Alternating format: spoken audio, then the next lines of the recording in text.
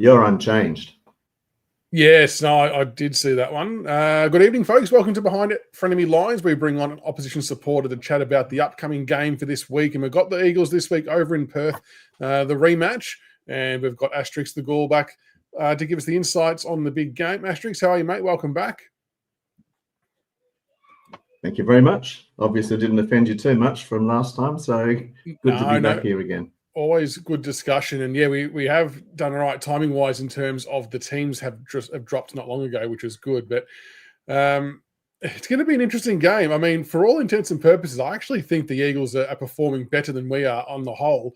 It's just you're not sort of securing the 4 points. I mean, your game last week, I thought your first half was quite good. I actually thought you were maybe going to run away with it against Port at one point. But what have you made of the Eagles season? It must be frustrating when you see you guys playing at a pretty good level for a lot of the time, but then just can't sustain it. Probably in the last 2 months, there's only been one game I've really disliked, and that was the home game against the Giants. And just they caught us on the outside and ran all over us. But if Port, we were right up in there and giving them a hard time. The Collingwood game in Melbourne, that really pushed them, which was good.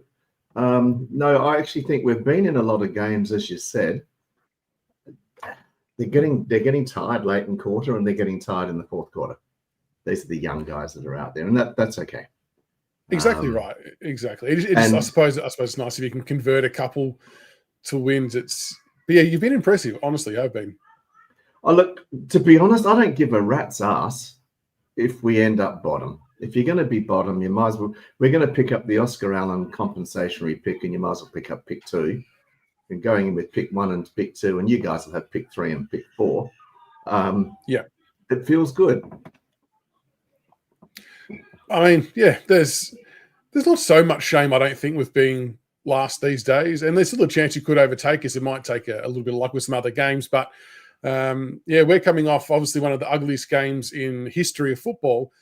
And look, we'll take the 4 points and run. But my gosh, that was a tough watch. And a lot of it was probably because Brad Scott, for some mysterious reason, decided to put 2 or 3 behind the ball against the 17th place side. And thankfully, I really don't think that Mini is like that. I think you guys are kind of wanting to maybe attack a bit more than what Essendon was. It could be a little bit of a shootout in some ways.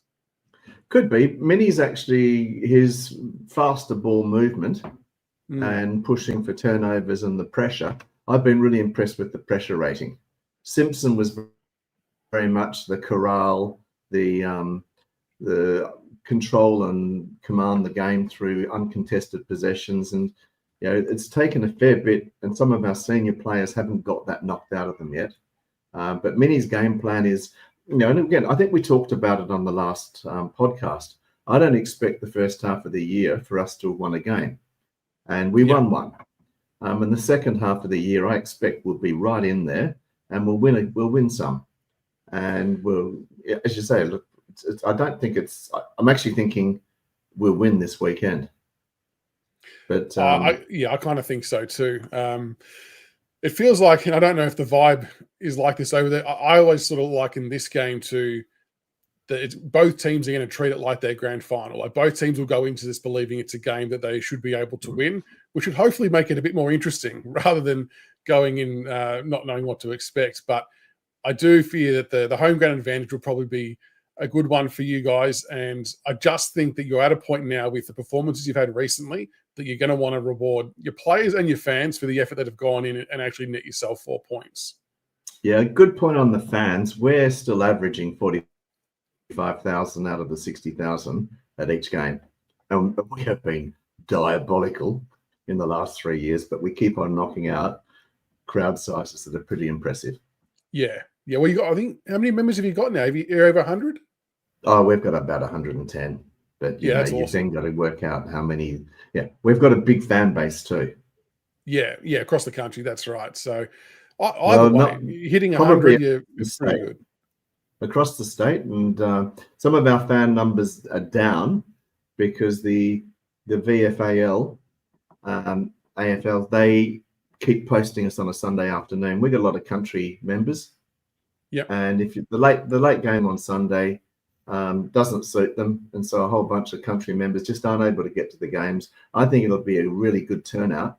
I'm expecting 58 to 60,000, 55 to 58,000 at the game, because the country members will make a deal of it. That'd be huge. I mean, and then by contrast, we've got Essendon on primetime Thursday night, so we're probably going to get belted tonight. Yeah, some interesting fixturing. So the teams have come out, which we mentioned straight off the top. We've gone in unchanged, which I was a little bit, I'm not totally surprised by, but based on our social media team, I really did think Harry Armstrong was a sneaky chance to come in, but I'm kind of glad they didn't. And you guys look to have gone for some excess speed, which worries me greatly, with Liam Ryan, Tim Kelly, and Jack Petruccelli back in. What do you make of your changes? Were they to be expected? They're all like for like. They're like for like. So Tim Kelly comes in to replace Hewitt. And in fact, Hewitt's faster than Kelly. Hewitt's been managed. He didn't have much of a season last year at all, and so he can't be playing consistently. Ryan comes in. He had a bit of he just didn't get up for the last game, and out comes Long. They're both, Long's not as lightning quick, but he's not bad. And Champion goes out. He's not that fast actually, and Petruccelli comes in as another smallish forward. Champion's had 2 or 3 weeks in a row. It's time for him to have a rest. So I think it's like for like. We're still pretty tall. We've got 2 rucks, or we've got Flynn, Williams, Shanahan, and Jack Williams that'll play ruck and key forwards. We've gone a bit shorter in the defence, with just Harry Edwards as the true key position defender, and Rhett Bazzo he's an undersized one. So we are small in the back line and tall in the forward line. Yeah, I think I had a look the other day. Is Edwards somewhere around? Is he like a 195, 196 centimeter, or is he Harry? Tall? No, he's 200. He's 200. Okay, so he'll take. See, I don't even know who he would take, right? Because we've got Cozzy up forward, who's just a bigger body, but he's definitely not the biggest. Yep. I mean, Jonty Fall or Sims would be, but I'm not sure if they're going to be where the ball's going to be directed to. Who do you think Harry would go to, being your tallest defender? How would you use him?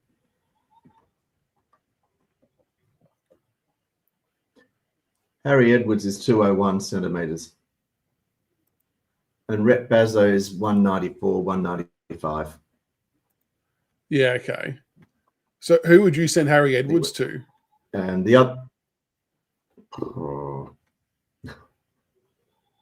I don't know. He's been doing a pretty good job intercepting for us. Let me have a look at your team. Because it's hard, because I don't really know who our number 1 forward is at this point in time. There's not they just kind of mix it up and juggle between themselves. Well, if Sims is down there, it'd probably be Sims. It'd be Sims, Jonty Fall, and I reckon Cozzy might be third. But Cozzy's probably the more bigger body. He's going to try and bash and crash, not necessarily market himself. It might hit him in the face a couple of times like he did on the weekend. But, yeah, it's a really tricky one in terms of matchups. Like, it's hard to predict. I wouldn't be surprised if we put Jinby or Bazzo on Jonty. He's not that tall. He's not that thick set. He's on the needing a 2 or 3 more pre-seasons to be that person. Yeah, so I mean, he's obviously fairly mobile for us, but yeah, he's not a physical brute just yet. The ruck division was interesting as well. I mean, Nankervis up against Flynn will be interesting, but it feels like you've probably a little bit deeper in terms of backup ruck options. So we'll rely heavily on Thomas Sims to do the backup rucking. And this is where I thought we might have been a sneaky chance to drop Sims and bring in Hayes Brown, who's 208 centimetres, and he would have been the tallest player on the park, I think, on debut, albeit if he did come in, but they obviously haven't gone down that path. I just haven't thought Sims's output's been overly high the last few weeks, and I thought it might have been a chance to mix it up. But how do you see the ruck duel playing out?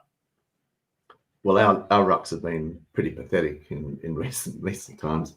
That's one of the big issues that we've got, is our midfield are being starved somewhat because they're not getting the ruck service. And so Flynn's okay. Bailey Williams is probably a pretty good second ruck. But, I mean, last week against Port, I thought he went missing. So who knows? Do you think your midfield can sometimes offset it a little bit? Because you do have some quality players through there. We're doing much better on the contested ball, but when we get the quality midfield, say, of GWS, and the ones that are really batting deep, I mean, I was pretty impressed with how our midfield went against Port, because they've got a pretty strong midfield. Yeah. And considering at the last minute we had to drop Jack Graham, yeah. So Graham's been great, actually. I mean, he's probably been apart from his slur. Yeah, but I mean, from a numbers perspective, every time I check his stats, his contested numbers and tackling and pressure seems to be through the roof most weeks. Yeah, he's been a good pickup. And you've been flicking Liam Baker around the ground a little bit. Where do you think he's likely to play? I mean, I know it's listed as half forward here. That doesn't always ring true, but where do you reckon he lines up and where do you think he plays his best? I would like him in half forward. No, he's half back. He's playing half back. I actually would like him as half forward to be a real angry, hard tackling, contested, let's lock the ball in. We probably just need him in the half back role at the moment. Yep. But, over the next 2 or 3 years, I think we're going to see more of him going to the small, very small forward. And Tom McCarthy, we've given you another good one there. Jeez, you're just picking the eyes out of the team. How was his debut? My gosh. 3 games in a row. This guy's burning it. Gotta love him. Yeah, no, he's been, I mean, you love to see players like that get a chance, don't you? Like, just gives another opportunity for someone to play at the level. Yeah. I mean, you look at some of the success stories that have come in mid-season, you think, fantastic. I think that has been a credit to the drafting system. We've got a lot of problems with it, but the mid-season has been a really good one.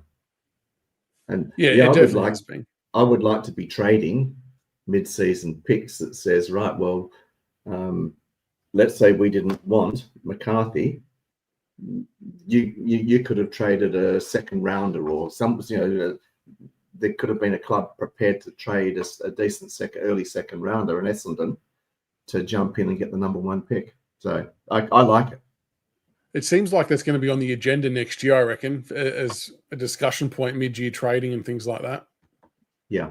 Well, I noticed the feedback from the players and the agents is the players want everything that's going to be positive for them, but there's a strong no at anything that they think might be not so nice for them. Surprise in the survey that came out. I mean, they don't want salaries published.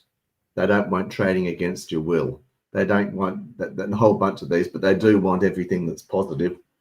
That's quite an immature approach. And they want all that, but then when they want to go, they want to also then demand where they get to go, even if they're in contract. It doesn't quite make sense, does it? That doesn't. Especially, it's certainly unfair for the clubs outside of Victoria, because the Vic recruiting base is still the biggest by far, and it is a good lure home. Yeah. Anyway, enough on that one. Definitely need to overhaul it. What are you wanting to see the Eagles produce this week? Where do you think the game's won and lost for them? I mean, I've got no doubt you've progressed since we last played you at the G. What changes from then till this week? I mean, to me, I go back a step. The biggest matchup for me is Mini against the club that didn't want him. He likes to have that chip on his shoulder. Uze's doing pretty well, actually. And I think there was a fair few people out there thinking he was in for the chop come midway or the end of the season at Richmond. But actually, he's got some good results out of the list that you've got. And if you look at the list, you've got a good smattering of age versus youth. Probably a little bit more given you've got Tom Lynch and missing a key forward out there. But he wasn't doing that much in the month before he got suspended anyway, in what I'd seen. I got to admit, I hadn't done a lot of turning on to watch Richmond in prime time. No, it's a fair assessment. I mean, he was kind of just out there being a big body force. He wasn't really impacting contests in too many meaningful ways very often. I guess the problem we've got with the inexperience is that it's all at one end of the ground. So the back line's Yep. fairly okay and set, and got a very nice blend of experience and guys coming through. The midfield's largely experienced, but just not fast. But the forward line is just a shambles at the moment. It's going to take a few years to catch up. So I think your point about the pace is an important one, because Taranto, Hopper, and Prestia, as your three starting midfielders, they're good, experienced players, but they're not fast. No, they're all the same player, right? They're all very one pace. Presti is quick with mine, so his ball release actually probably compensates a little bit for it.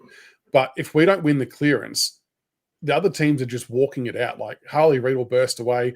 I remember when we played you last time, you put Liam Ryan in there, which is a really, really good move, a good trick up your sleeve. If you do that again, that's a dangerous proposition for us as well. And we still, as supporters, don't quite understand why we haven't tried a different name or two in there, especially when games have been blown out, like the Geelong game, for example. But yeah, it's the outside speed again is always the concern. Like, I think we can go up. I think our back line will match up okay on your forward line. I think they can kind of hold their own. But if your midfields get on top, just the sheer weight of numbers of delivery, something gives at some point. Well, I think Minnie's got some, you asked what I'm expecting to see. Minnie's been trialing a whole bunch of faster players at the centre clearances. So Liam Ryan has been going in for a number, and so has Tyrell Duar. He was one of our NGA guys that's come on nicely this year. And the other one that's come in pretty well has been, what's his name? Tyler Brockman. And okay, so he gets they're not contested beasts, but they've got, to a certain degree, Hewitt is not the greatest at the centre clearances, but he's a very good mid. And so we haven't been playing him at the centre bounces, and that's okay. You bring someone else in, a little bit like Collingwood were doing a lot of that with side bottom. And they're bringing someone that could get the clearances, and then they're moved into a half forward or a half back flank. Nothing wrong with that. I like the fact that you're being creative with it. I think we would love to see that. It just adds a bit of unpredictability, and it gives some exposure, some experience. And yeah, that for me is the big key point for us. How do you think your forwards will go against our defenders? Obviously, Joe Shanahan's come in, who's going to be a very, very good type long term. He's a very good type now. But how do you think your forward line will stack up against the defenders of Richmond? We'll struggle, actually. So that's why we've got to get the fast ball movement in there. Shanahan's the only quality forward that we've named in our forward line. No, Shanahan and Jamie Cripps, consistent and quality. Tyler Brockman's doing all right. Actually, Ryan's in there, but I was looking at the wrong one. That was last week's. Yeah, I think we'll go all right. Really don't like Owies. Oh, really? Not done well for you? Oh, he shits himself in front of goals and can't convert. His kicking for goals is for someone who's played basketball as a point guard. Yeah, you should be on the money. That you're going to be shooting a fair bit of the outside 3-pointers, and I expected him to have some real composure. No. Okay. He tries hard, but that's looking like a bust, and we didn't pay much for him. I think the speed of the ball movement will be good.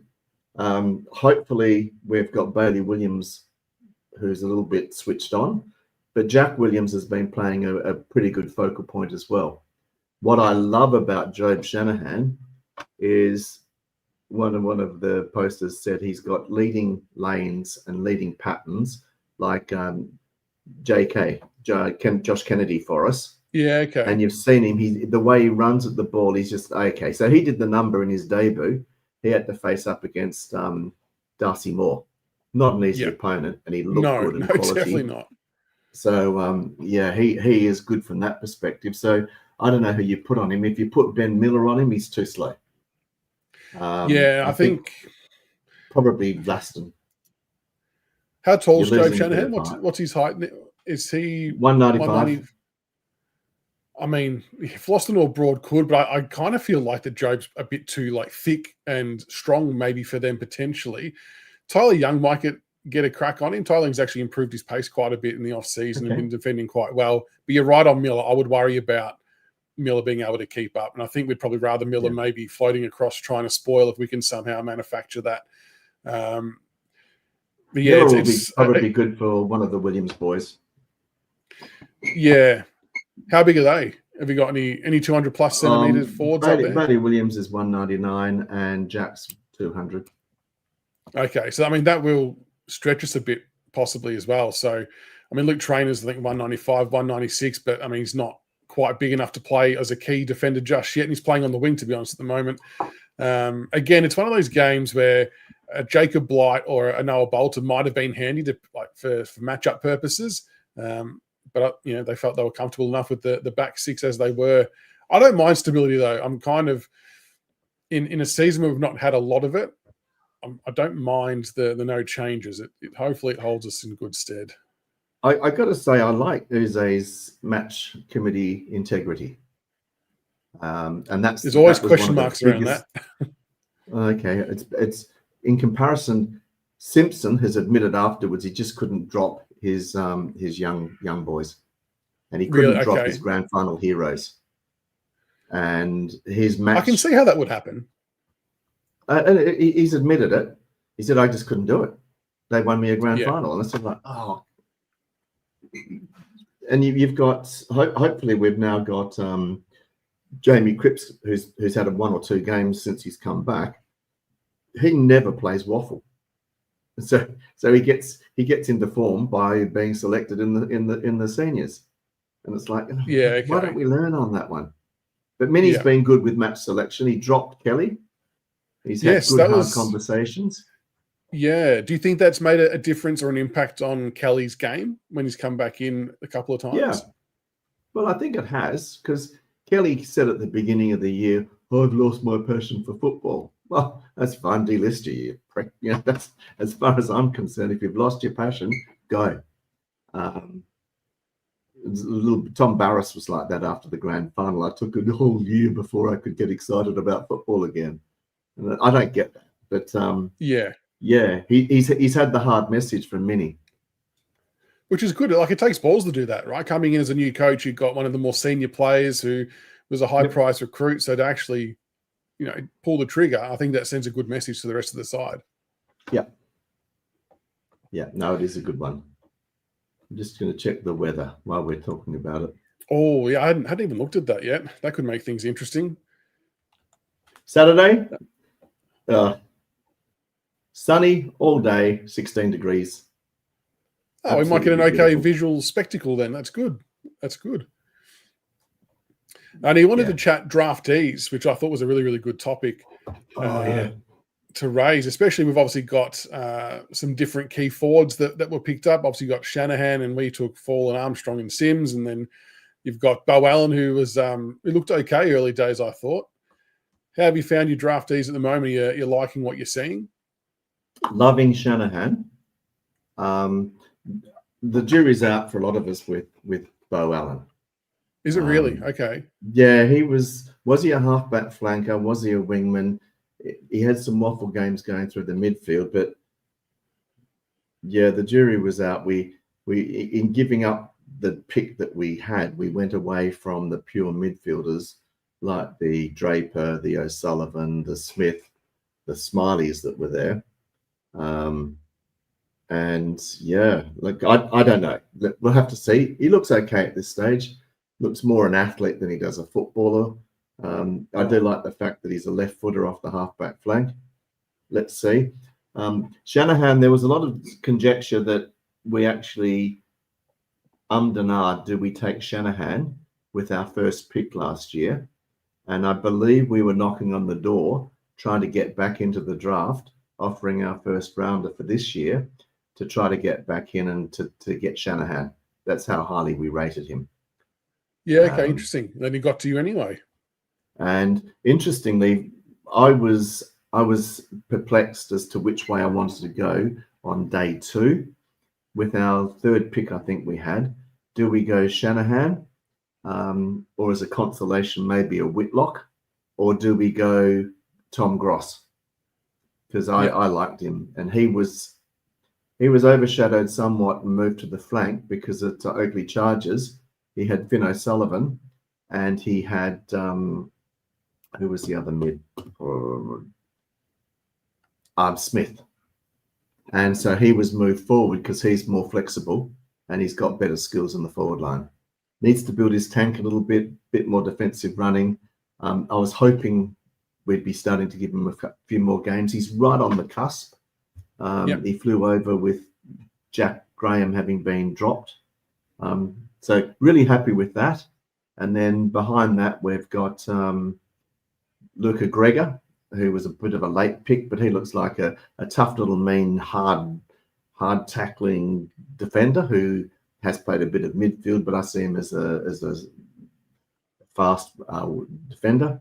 And then we've got an outside, pretty talented sort of guy in Hamish Davis. So let's see. I'm still happy. You guys had a great haul though, but I was surprised that you took a whole bunch of players and left Shanahan for us. So thank you. So yeah, I don't know the full backstory on what we thought of Shanahan, but the only thing I do know is from about May, I reckon we were alerted to the fact that the club was pretty hot on Jonty Fall. They rated him as the best forward of the draft, but I guess from a fan perspective, I think a lot of people rated Harry Armstrong as one of the high forwards, and probably Jobe wasn't far behind him. So I don't think many people actually, from a supporter perspective, had Jonty ahead of those two. But a long way to go. Yeah, I think from what I can understand, I think Sydney were keen on him as well, and they were trying to trade with us on the night to pick him. And I'm not sure how big the offer was, but the club were pretty keen to bring him in. I've been surprised he's played as many games as he has because he came to the club with the back issues, so didn't do much of the preseason. But look, he's been doing all right. It's the conversion for goal in a time where we're not kicking a lot of score anyway. We're just not capitalising on the chances we do have, and a lot of his shots are from 55 out. So it's a booming kick, which I think Shanahan is as well, which is a nice trait to have when they can kick the long ones. But yeah, hopefully that comes with time. But Shanahan has a beautiful ball drop. He looks very clinical on his debut. It's simple and it's beautiful. I referenced that against, say, Archer Reed, who we've rated, and he as a tall. I think he's going to have to go back into defence because he changes his ball drop when he's shooting for goals slightly, and he's very inaccurate. And it's like, in this game, you can't be accurate because all you're doing is putting 1 point on the board, handing the ball over to your opposition to run it out of full back. So. Yeah, exactly right. And it just mounts the pressure on the next bloke kicking for goal, which is a big problem that we've faced. And again, it's one that worries me for the weekend that, I feel like that West Coast are going to come out pretty intense and aggressive in the first quarter, which would not surprise me at all. So we're going to have to weather that storm, but we also have to try and make the most of the chances we do get. So if we're inaccurate again, I think that the Eagles might, any team is probably going to hurt us a bit more than we would like. So long as we can put heat on the ball to stop it coming in nicely, but I'm feeling comfortable with we've stepped up in that space compared to where we were 12 months ago. Yeah, and that's the thing. Like, even though the ladder positions don't reflect it, in reality, you're still a year or two ahead of where we are with what your experience and the plays you've got in as well. I know we've both got new coaches, but I just think your bit more maturity shows, especially in games like that Port Adelaide game. I thought, even though you didn't get the result, you showed a lot of maturity. I'll just give you an alternative spine that is currently sitting in our not playing. At full forward, we should have had Waterman, All-Australian. We should have had Oscar Allen at centre-half forward, Elliot Yeo in the guts, and McGovern at centre-half back. Big names. So they're four big names to not have. Our injury list is actually really small. But unfortunately, those four are in it. And it's the quality that are out, yeah. Yeah. I mean, Waterman... we played him into form last year, and he didn't look back. He's been a weapon. Where are you sitting on the Oscar Allen case? Do you think he's gone? Give me pick two. Give you pick two. Where is he? Is it Brisbane? Is that what the noise is? It is Brisbane. Yeah. I think he wants to be in there. They'll do the right thing, because if they don't get us a number that's pick two, we just match it. We have got $2 or $3 million spare cap. And Okay, and then force the trade. So we'll just they'll be sensible about it. They'll do enough to be able to get us band one. I also think the AFL, we're not going to ask. I believe I've been hearing that we're not going to ask for any priority picks. We might be asking for additional NGA spots for Cat B and some more rookie spaces, because then you can go for the McCarthys and players like that says, well, you're not diluting the talent at the top end, but we're giving our Indigenous guys more opportunity. Because you take that Humphrey Lawson that's now at Geelong, he was in our NGA program. He wasn't right when we first ready to come and draft him, and for his first year out of Colts, he was playing reserves at Swan Districts. His head wasn't right. Sorry, these guys are coming from a hard, different background. They're not going to be your draftees that are ready to play in year one. It's probably year 3 or year 4. So we should be opening up a whole bunch, and we asking for more NGA spots. I don't think is a silly thing at all. No, I don't think so. On Oscar Allen, do you think the current form and injury status, whatever you want to have, do you think he warrants the price tag of a genuine band one compo? Yeah, because you've got to look at what he did last year. He wasn't. There's a bit of speculation if they'll pay enough to trigger it. But everyone, I think the AFL will make sure the pick 2 happens, so then no one's asking for priority picks as well. I think when you get Cal Toomey saying he's gone and pick 2, they've all factored that into it. He's got the inside running at the AFL and with the clubs and the list managers. He's not a very good talent spotter, but he's a very, very good networker and passer of the gossip, and brings that on board. But yeah, you've then got even John Ralph, your man in the Hun. He's even absolutely certain it was going to be pick 2. Yeah, I think competition wide, everyone's probably accepted it. It's pick 2.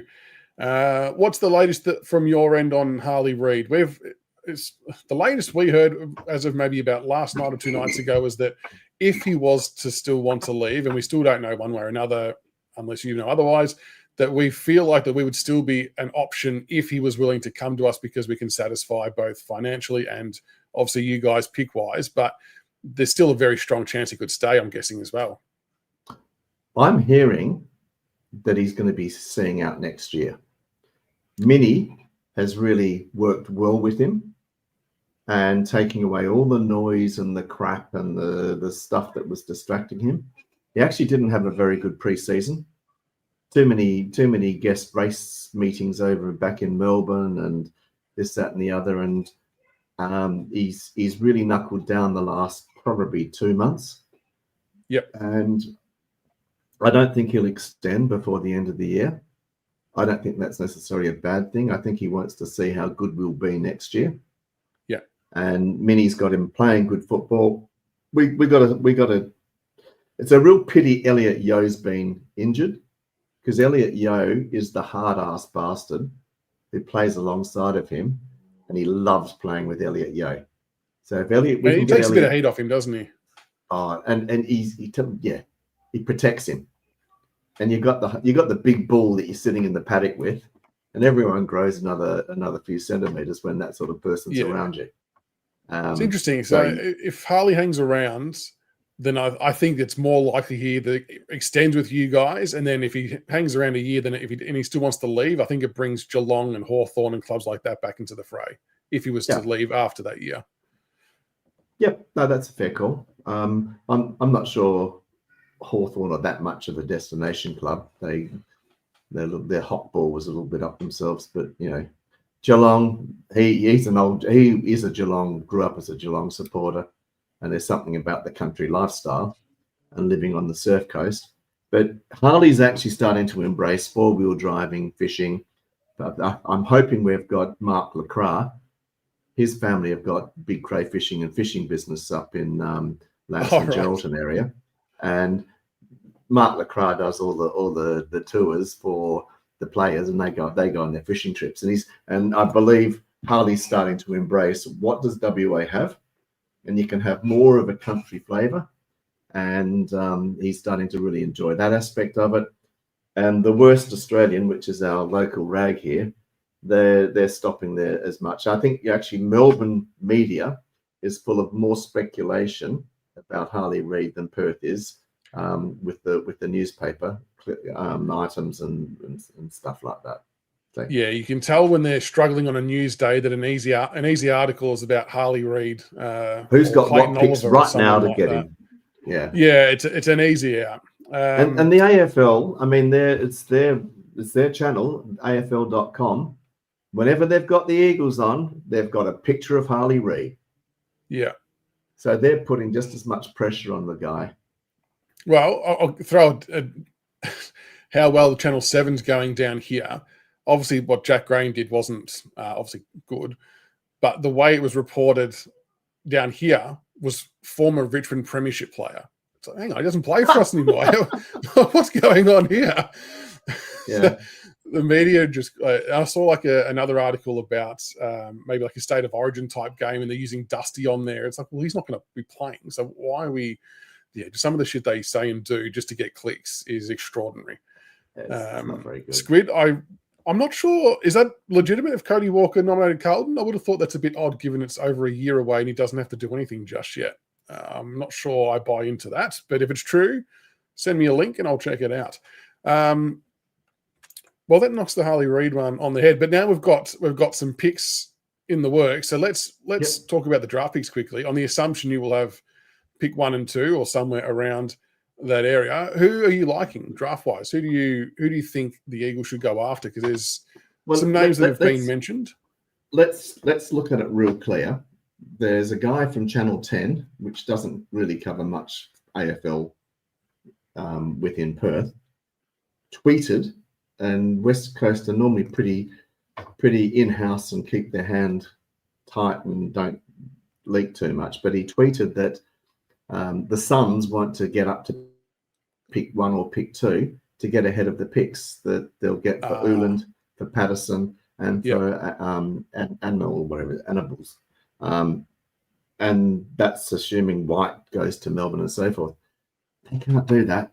They will have just over 1,000 points based on the landing, and with probably 2 free agents going in band 1 and 2 free agents going in band 2, they're going to be short 2,000 points. You can only go into deficit for the value of pick 18. Assume the Premier's 18, 36 and 54 would be. So that's about 1,600 points.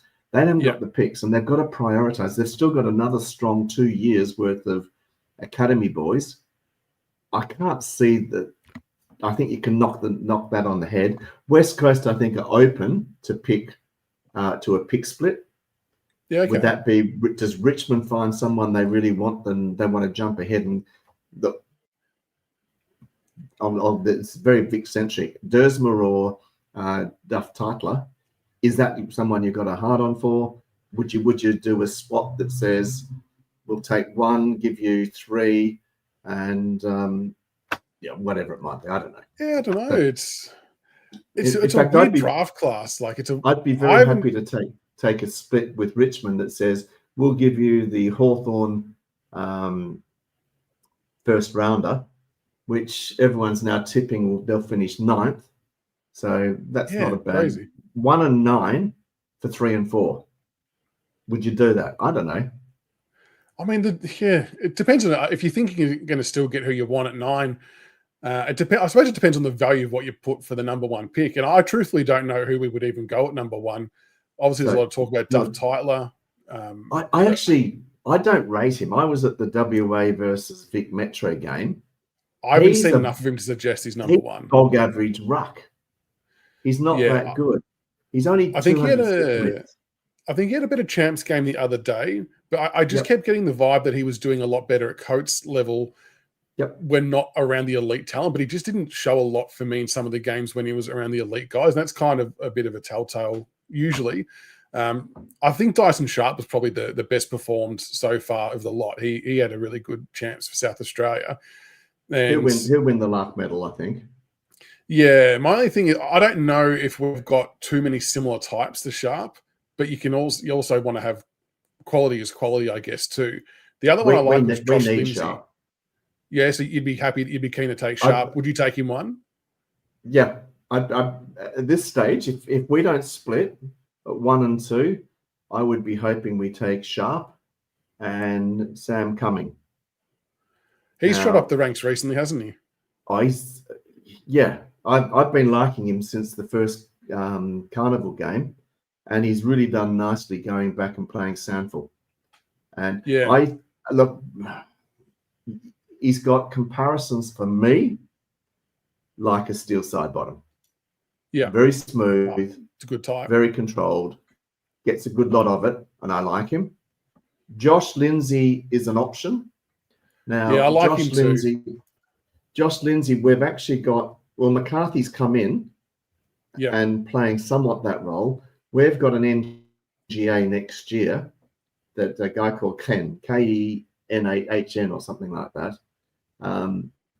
He could also be at that Josh Lindsay, which is why I'd probably go away from that one too, and go for, there's a guy who did very nicely in the champs, West Australian boy called Farrow.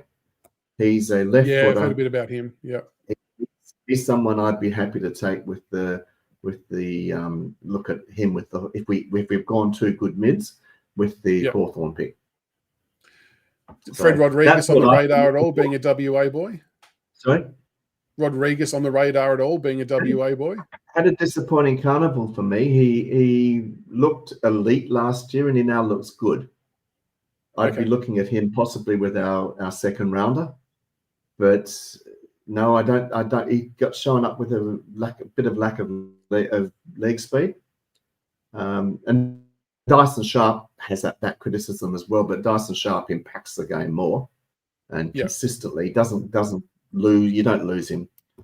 But no, Cummings has been very good. The other player I really like is Schubert, Aidan Schubert, the South Australian key possession forward. He can play back. He's also happy to go in the ruck.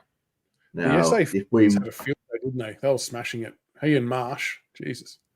We've got Dwayne Massey as our recruitment manager, based in Adelaide. So I'm feeling quite happy this year. Well, I think we're probably looking at Sam Grill as an option as well, just for some midfield speed. I think you would do well with Sam Grill. I actually would also suggest have a look at Holmes. There were 2 or 3 passages of play that I thought, oh shit, that's the speed of your older brother. That was in the WA Vic game, and with the right players around getting the ball out to him, great. Personally, if you're looking for midfield, I wouldn't go for Greaves. Avoid him, because I think he's flawed. I think he's a bit of a man child. But this is just me. He's very pigeon-toed. So when he was running off, and I was really surprised how pigeon-toed he was, and I don't like his disposal very well. So if you want a bully person in the middle, and maybe I'm putting an interstate hat on, not a fig jam about him for me. I think we've got enough of those types as well already. Like we obviously drafted Smiley as a bit of a man child last year who is still trying to grow into his body. So we're kind of already seeing that it takes a lot longer. And we've got that player type. I think it has to be speed. Like we've just got bugger all pace. And Lindsay, the appeal for me with Lindsay is he's not a bad disposal, probably the best kick in the draft, but he's elite. He's a good kick, but it's like, I suppose the question becomes, do you spend that high of a pick on a halfback? Like, can he transfer to midfield later on? I'm not so sure. But Jaden Short's going to be on the end of his career sooner rather than later. So he could be a nice replacement to sit alongside Sam Banks off the halfback line. So there's a lot of, happy to talk a little bit about how people view the draft. And people saying this is a compromised and weak draft. I say, no, it's an average draft. In fact, last year, Sam Layla went 1. I don't think he was that elite compared to previous years, but he was the most upside out of anyone that was possibly there. And there was a really clear group top 10, and then there was a next 20, And that was the depth of this. So we don't have, with that last year wasn't at that pointy end that there were 4 players saying, wow, let's take them at 1. This year's the same. There isn't the, wow, let's take them at 1. We've probably got a good, really good top 10. I think the next 10 is still pretty good as well, but then it drops off. And I'm excluding the club bound and tied players because we're not choosing them. So I take them out of my rankings. I do too, yeah. And I just look at it and think, well, out of your top 30, you've got 12 that are club tied, so ignore them. And we've got 18. And then you compare that 18 compared to last year. I mean, to get the likes that you did with Shanahan and Sims and Gross in the second and third round, it's like, these are great players you're picking. And no wonder clubs were prepared to throw around future ones to try to get back into the draft when we're still in the 20s. Don't think we'll see too much of that this year, will we? No. And the other thing is, because it's so heavily based in Melbourne, if Vic Country and Vic Metro aren't strong, it's a weak draft. Now, there is a large number that are coming through there, but WA and South Australian talent always gets discounted, and that's okay. Someone's saying CDT going to Essendon. I'd agree. I'd happily. I want us to be into everybody and to force Essendon to trade up. Whether they do or not, I don't know. But I'd be very happy to let them have pick 2, promise that we won't take CDT, and we'll swap 2 for the 2 first rounders they've got, even if we've got to give something a little bit back later on. It doesn't hurt to try and be creative there. We actually have to try and find another pick for Callaway later on as well. So no doubt there'll be some players who are looking for opportunity elsewhere. It might be worth a second, maybe not a second, but a 3rd round pick of some type to get. Well, you Callaway can go into deficit. You can easily go into deficit. Yeah. So that's and I think if it gets past a certain point, like pick 60 or 70, that you just need a list spot. But I'm not sure. No, it's not even that long. Or it's not even that. Earlier? We've only got points until pick 54. Okay. So you don't have to match anything. And there is a minimum of 84 points as a discount. So it's 10% and then to a minimum of 84. So once you get to, I've got it here. Let me have a look, see what that pick is while we're here.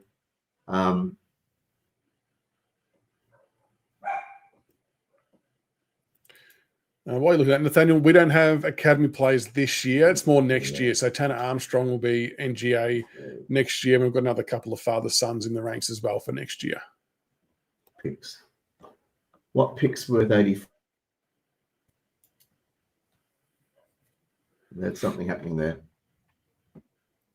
But yeah, it'd be interesting to see what we manufacture, or if we need to manufacture anything to get Louis on board. But no, the draft's always an interesting time. It'd be interesting to see. And I think, like you were messaging what's about, he, a second rounder? I think he's in that area. I thought he had a really good chance in terms of consistency. Like, he doesn't do the sexy stuff that Sharp does, but he extracts the ball well. He doesn't do anything elite. He does a lot of things really well. So a lot of people are still trying to work out, how does he fit into an AFL system? He probably didn't try and take on the game as much as I would have liked him to back himself. But again, he knows he's got Sharp there to do that type of stuff. I'll calm down. But I reckon 2nd or 3rd round will be somewhere around the mark. But it'll be interesting to see if both our teams bid as well. Surely we're going to get in the way of a few teams. Well, here's what I'd be doing. I'd be going to the Suns and I'd be saying, we won't moil. And we've got $1 million a year. We need a good ruckman, and he's a pretty good ruckman. Now, open up. We won't the Port pick, and we will give you whatever, come up with a decent trade. We want your pick, and be clear. If you don't give us a good deal at pick 1, out we come out with Uland. At pick 2, out we come with Patterson. Or actually, pick 1, I'd be doing the Brisbane boy. What's his name? Animals. Sorry? Animals, is it? Yeah. Adels. I actually, he's the best mid for me in the draft. And I have no qualms. If we walked away with him and Uland at 1 and 2, I'd be happy. don't bid unless you're happy to take them. And Richmond have been good like that. They've put the pressure on. So I'd be turning around and weakening straight away Brisbane, and I'd be really threatening the Suns. Give us a good deal on your picks, and we'll take a player at a decent price off you. I like it. I'm all for it. Otherwise, we're bidding, boys. And then Richmond come along, and you start bidding on the rest of them. And so we just cause mayhem. We have a very good habit of bidding on Essendon players. We make them pay quite substantially most years, anytime we get half a chance. So, but like you said, if you got a chance to bid on them and you're prepared to take them, and the players you're talking about, anyone in that top four would be prepared to take them if they weren't matched. So there's no issue. Now the Essendon boys, I think you probably need our Hawks pick 10 or whatever it turns to be when they finish ninth. If it's pick 10, then you just call out this is where a trade would go nicely for the both of us. And I don't know whether you're interested in moving a pick forward to next year or not. I've got no idea on what your prospects and what it looks like, but I would be very supportive because those two Essendon small forwards, they can run through the midfield. They've got genuine pace. Yeah, and Essendon will have two good players. They had great games against that. Well, not great. They look very good, and they were a bit in and out. It was a wet day, and they still showed a lot of pace and clean skills. Plenty of things that both our teams can do, which would be exciting. I'll be more annoyed if we all just sit on our hands come draft night and it just goes through as a pretty run of the mill 1 to 4. So hopefully we can throw some curveballs in at some other clubs. I think, you weaken other people's hands when you can. I reckon. I agree with you. Oh, absolutely. Let me look at what's the guy's name. No, it's not Adam Sewell.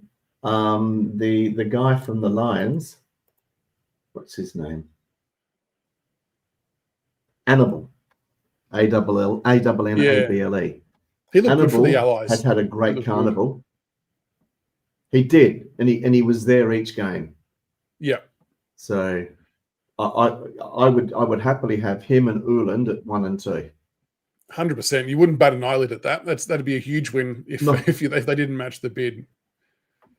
But they are. They're not that stupid because they're two very good players and they're players in their backyards right now.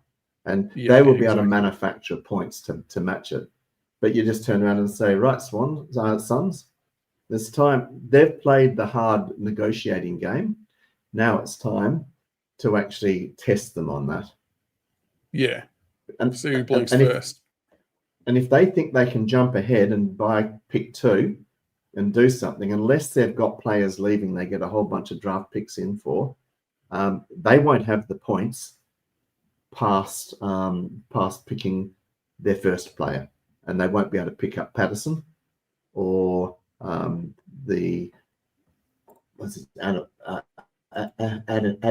Yeah, Annable. Yeah, that'd be interesting if they watch that up. But.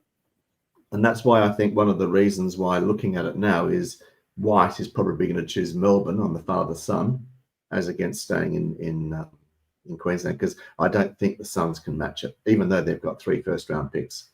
So a little bit of this equalisation or fairness within the draft is starting to come into it, and it takes clubs with balls like Richmond and West Coast to bid on them. Yeah, exactly right. I think we'll see it happen. So, fascinating draft night coming up, but obviously we've got to get through this weekend first. Should be a cracking game at Optus Stadium. I think. Quick question. Yeah. Quick question. You've got Blight in defence as a key defender. Yep. We probably could do with a little bit of depth in there. We've got Chesser. Apparently, Chesser was a first-round pick. That great athlete. He's not a midfielder, and that was the problem when we got him. I thought he's a halfback flanker wingman. But the problem we've got is that we don't need more of them. We need people that can go balanced and inside. The knock on him is he's not a great reader of the play, and you got to have him behind the ball. And I don't know, that'd be a decent enough swap, I think, for a trade. That I'll be shocked I'll be shocked if Blight's on our list next year. A lot of Richmond supporters, we can't make sense of why he's not playing in the ones. I mean, in the VFL for about the last 6 weeks, I reckon. I know he played AFL somewhere in between, but his VFL games, he's averaging about 24, 25 disposals and about 14 marks. I know some of them are loose ones across the back line.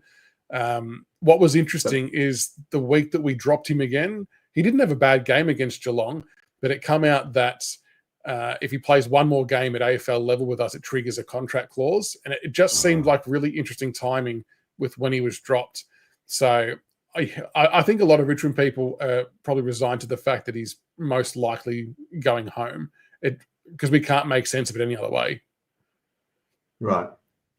Well, I'd be happy enough doing a late trade on him, picking up something like the Hawthorn third rounder for him, which actually doesn't sound as bad as it is, because by the time all the picks have been taken by the Queensland and the Northern clubs to match the bids, those picks are going to come in, because they're going to be giving up second rounders as early picks for matching the first round picks, whereas in the past they could have picks 41 to 68 and match them with rubbish. So that'll be an interesting one. Picks. So you like? It will be. I think he's got really good AFL traits. I know we've got about 9 key position defenders, so it is a bit of a tough gig to break in. But when he has been in, I don't think he's done much wrong. So I'm just a little bit stumped as to what he's not doing. But I won't be shocked if he asks for opportunities elsewhere. That would not surprise me in the slightest. And like you said, you lost McGovern and obviously Barras last year, so he might slot in nicely for you down back. Well, even if it's depth, and it's a lot easier to be in your hometown and be playing VFL or Waffle and the occasional call up for the seniors than doing it in a foreign place but let's face it, the rookies that you pick up mid-season are not on a big contract. No. Yep. And so you don't have a lot of money to spend. No, exactly right. So, but big game this week. All the best for Saturday night. Hopefully, both teams get through unscathed. Look, I think West Coast will win by. The more I did tip Richmond on our Monday night show, but the more I think about what's on the line for West Coast and the outside speed that I just saw and the experience come into your side, I do think the Eagles might get up by about 10 to 15 points. But I'm just hoping that it's a contest that we're in again. I have West Coast by 15. Yeah, hopefully it's a good game, though. That's all we can ask for. I think as long as it's an attacking, free-flowing game, just don't play like last week, Richmond. That's all we ask. I know it was Essendon's fault, but just don't do it, because it's a shit house to watch. So thank you for jumping on tonight, mate. I appreciate it. Thank you. All the best for the game of the weekend. And we can enjoy it. Revisit all the draft stuff later on the year as well. And hopefully both our teams have caused some chaos. Yep. Take care. Thanks a lot for having me. No worries. Thanks for staying on.